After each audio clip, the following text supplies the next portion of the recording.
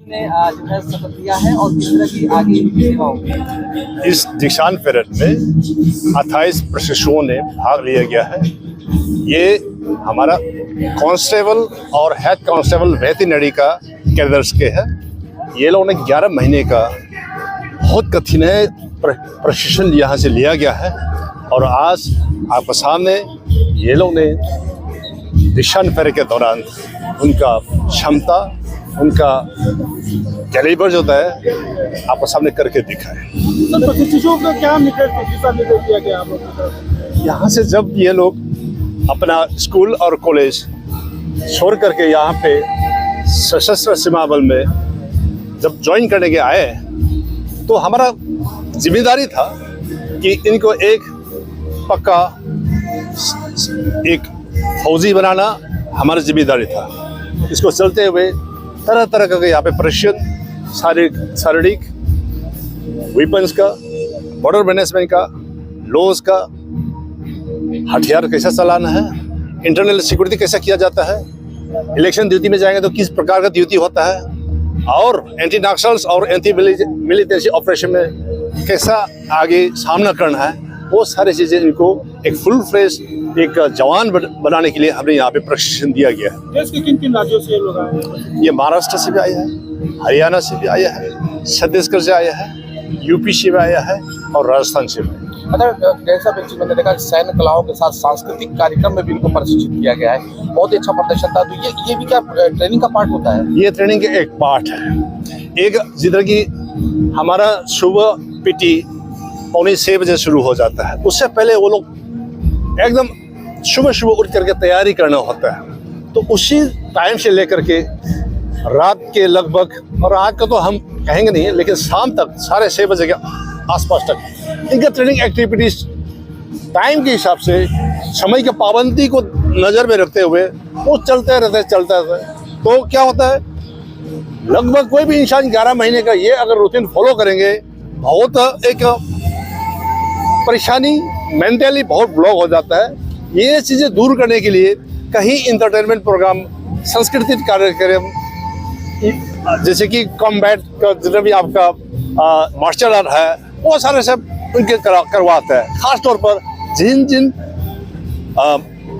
राज्यों से आया है उनको हम इंकरेज करते हैं, तुम्हारा संस्कृति गोरखपुर में लेके आओ।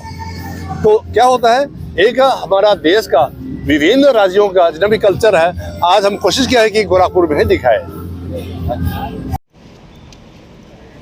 इन प्रशिक्षुओं में 30 अक्टूबर 2024 को इस प्रशिक्षित केंद्र में आमद की थी। उस समय अधिकांश प्रशिक्षु नए वातावरण, सेना अनुशासन और इस प्रशिक्षण केंद्र की व्यवस्था देखकर कुछ घबराए हुए थे, कुछ उत्साहित थे और कुछ के मन में डर था कि आगे क्या होने वाला। किंतु आज वही प्रशिक्षु हमारा आंखों के सामने आत्मविश्वास, अनुशासन, सौहार्द के प्रतिमूर्ति बन चुके हैं।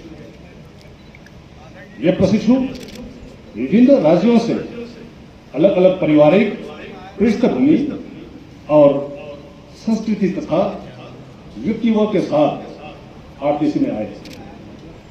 यहाँ आने के बाद उनके जीवन में अचानक बदलाव आए, जैसे फौजी हेयर कट, फौजी वर्दी तथा उस्तादों का सावधान विश्राम और स्थिति की आवाज को कभी नहीं भूले। ये प्रशिक्षु के लिए ये हमारी जिम्मेदारी थी कि हम इनको एक ऐसा आदर्श सैनिक के रूप में तैयार करें जो पूर्ण पेशेवरता, संपूर्ण और ईमानदारी के साथ देश की सेवा कर सके।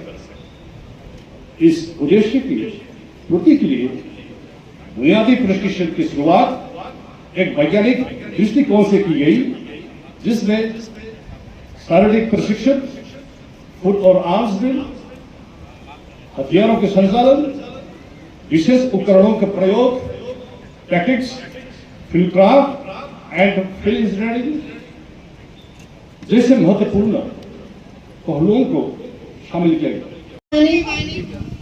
राहिल 72वीं वाहिनी। अब मैं सारे गार्जियन से रिक्वेस्ट करूंगा कि रैंक सेरेमनी को पूरा करें। आप लोग आगे बढ़िए और उनके कंधे पे रैंक उनकी लगा दीजिए। कृपया दर्शकों से अनुरोध है तालियों के साथ सर इधर देखिएगा, इस उत्सव को और भी खास और जीवन देखिए सर इधर देखिएगा मुन्ना सर। 59वीं वाहिनी देवेश कुमार 20वीं सर इधर देखिए तीनों लोग। सर सर जी सर ये सही दाहिने देख करें, बाएं देख, बाएं देखें। सारे फैमिली मेंबर से रिक्वेस्ट है कि इधर देख। हुई आग के साथ टालों को तोड़ते हुए प्रदर्शन और एक ही बार में टारगेट को खत्म किया। दर्शकों से अनुरोध है कृपया तालियां उत्साहवर्धन हेतु करते रहें।